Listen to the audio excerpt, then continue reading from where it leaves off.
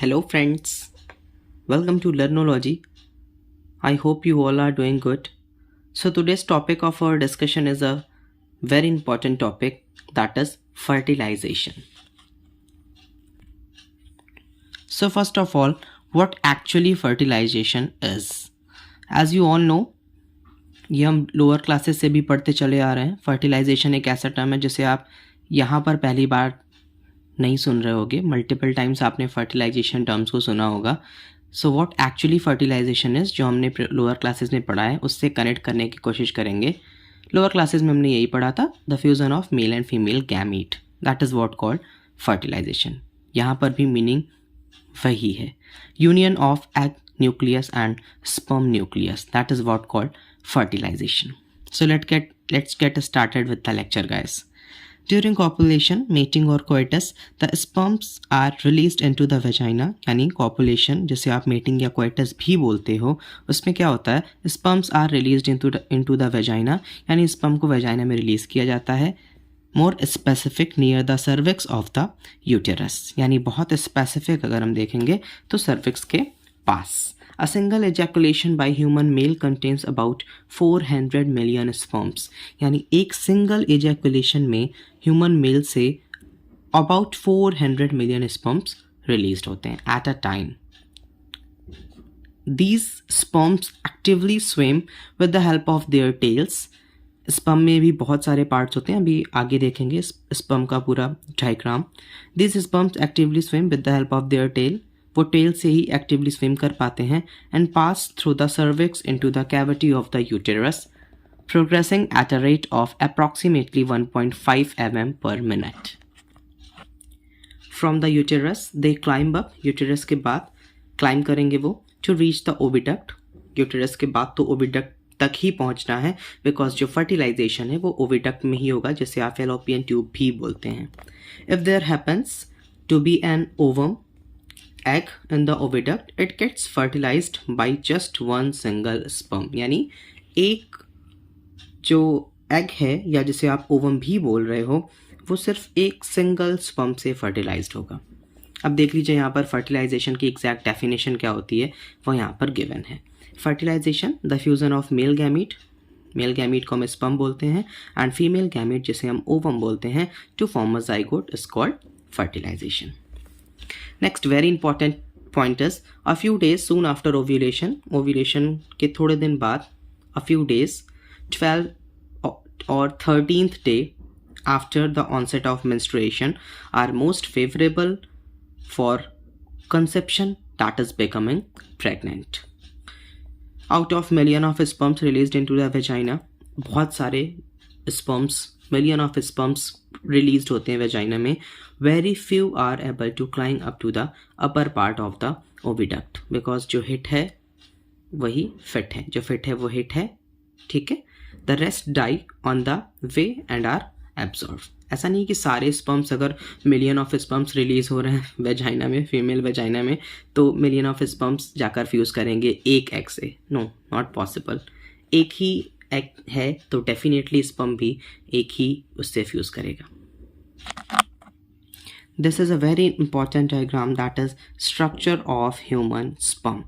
Structure of human sperm में अगर आप देखेंगे तो इसमें 3 portions होते हैं. First is head, middle is middle piece and last is tail. Head में भी आप triangular shape का होता है somewhat. Acrosome head पर present होता है, बीच में nucleus भी present होगा and middle piece में mitochondria present होगा for providing energy. And tail region में आप एक्सियल फिलामेंट की भी प्रेजेंस देखते हैं. Very important diagram for your examination point of view, very important.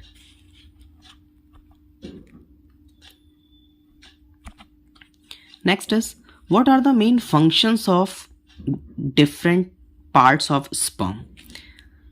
as I just told, the acrosome at the top of the head of sperm secretes an enzyme, hyaluronidase, very important enzyme, which is secreted by acrosome portion of the sperm, which facilitates entry of the sperm into the egg by dissolving the wall of the ovum. इसका function क्या है, हायालुरोनिडेज का, जो कि facilitate करता है sperm की entry को एग में by dissolving the wall of the ovum, ovum की वॉल को डिजॉल्व करता है एंड फिर उसकी एंट्री को आगे कैरी ऑन करता है। The nucleus contain genetic material 22+X और 22+Y। Definitely X and Y are chromosome, ये आपको ऑलरेडी पता ही होगा। But during fertilisation combine, fertilisation के टाइम पे कॉम्बिनेशन इनका बनेगा एंड ये कंबाइन करेंगे with the nucleus of the egg containing 22+X chromosome and thus restoring the normal number of 23 pairs. यहाँ पर X और Y दोनों लिखा है बिकॉज जो स्पर्म आएगा 22+X वाला भी स्पर्म आ सकता है जो X क्रोमोसोम को कैरी किया हो, और एक ऐसा स्पर्म भी आ सकता है जो Y क्रोमोसोम को कैरी किया हो। लेकिन अगर हम सिर्फ एग की बात करते हैं, न्यूक्लियस ऑफ द एग, वहाँ पर 22+X एंड 22+X XX ही होता है फीमेल्स के केस में। अब एक और आपने देखा था सेल ऑर्गेनेल प्रेजेंट था मिडल पीस में स्पर्म के। What is the function of mitochondria? The mitochondria contained in the middle piece provide energy, adenosine triphosphate ATP, for the activity of sperm to swim. The tail का भी important function है। The tail makes lashing movements for propulsion. Lashing movement is very important. नीचे आप एक diagram देख रहे होंगे। Microscopic view of sperms. Each sperm has a head, middle piece and a tail. ये माइक्रोस्कोपिक व्यू है। बहुत सारे स्पर्म्स होते हैं। एक सिंगल एजैकुलेशन में 400 मिलियन स्पर्म्स रिलीज होते हैं एंड ईच जितने भी स्पर्म्स होते हैं उसमें हेड पोर्शन होता है, मिडिल पीस होता है एंड टेल। नेक्स्ट, स्पर्म्स में remain alive in female genital passage for a few days, यानी कुछ दिन के लिए वो अलाइव रहते हैं। स्पर्म्स की बात अगर हम करते हैं, but their fertilising power is limited to 1 और 2 डेज ओनली, यानी फर्टिलाइजेशन की जो पावर होती है स्पर्म में वो सिर्फ 1 से 2 दिन तक ही रहती है। नेक्स्ट देखते हैं फर्टिलाइजेशन के टाइम होता क्या है। ऐसा थोड़ी है कि बहुत सारे स्पर्म्स आ जाएंगे एंड फ्यूजन सारे स्पर्म्स का एग से हो जाएगा। No, not at all. During fertilization several sperms may surround an egg. There is a possibility कि बहुत सारे स्पर्म्स एग को सराउंड कर सकते हैं, लेकिन फ्यूज ओनली एक करेगा एंड एंटर भी एक ही करेगा। एंटर करना is related to somewhat fusion as well, but only one sperm enters it. In doing so the tail is left behind and only the head part which contains nucleus, head part आप यहाँ पर देख भी रहे होंगे जिसमें nucleus present है and उसे हम एक्रोसोम भी बोल रहे थे। In doing so the tail is left behind and the only head part which contains nucleus penetrates the egg, penetrate करेगा egg को।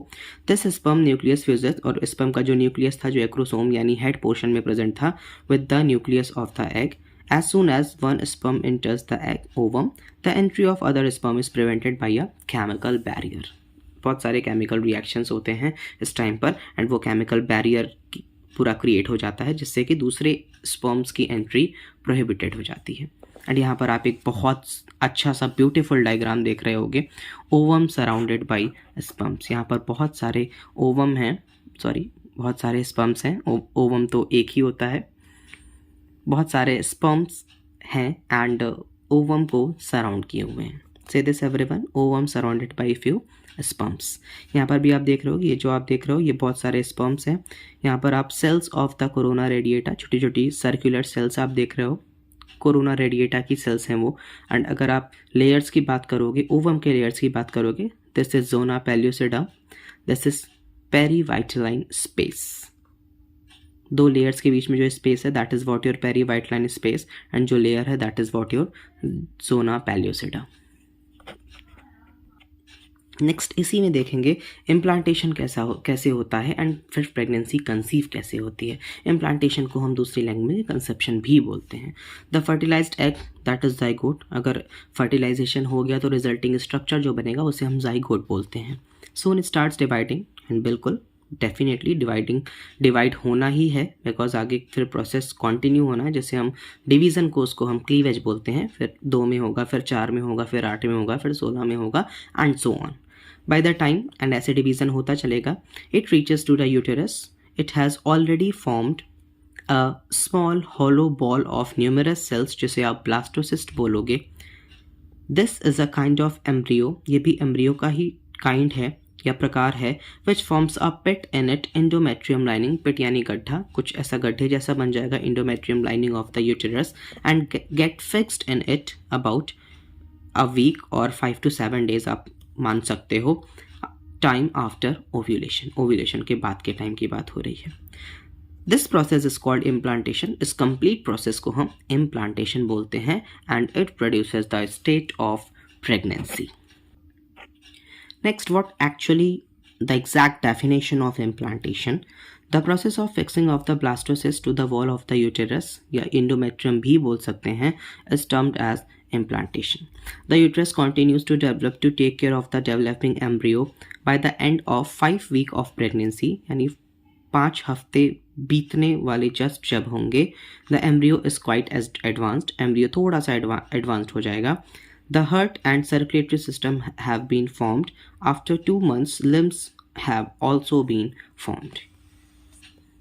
यहाँ पर आप 3 डेफिनेशंस देख रहे हो, एम्ब्रियो, फीटस एंड प्रेगनेंसी को 1 से 2 लाइन में डिफाइन किया गया है। Very important.